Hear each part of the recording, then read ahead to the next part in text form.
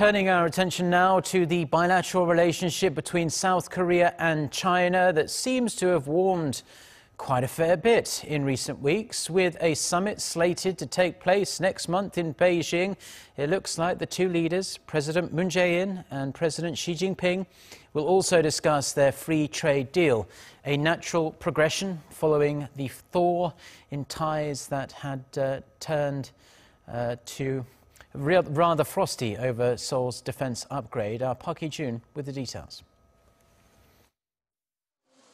South Korea and China are expected to start a new round of negotiations on their bilateral trade deal during President Moon Jae-in's state visit to China next month, according to a South Korean high-level diplomatic source on Monday. Seoul and Beijing signed a free trade agreement on December 20, 2015, mainly focused on tariff barrier elimination for commodities. The two sides had agreed to negotiate terms for the service and investment sectors within 2 years since the implementation of the deal, but talks have been stalled due to China's unofficial economic retaliation against South Korea over the deployment of THAAD on the Korean peninsula.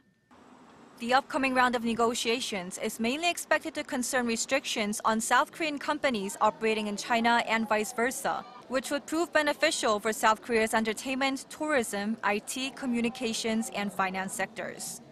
With the recent extension of the two countries' currency swap agreements and steady resumption of diplomatic exchanges, the planned FTA talks could signify a stepping stone towards improved and strengthened economic ties between Seoul and Beijing. Hee-jun, Arirang News.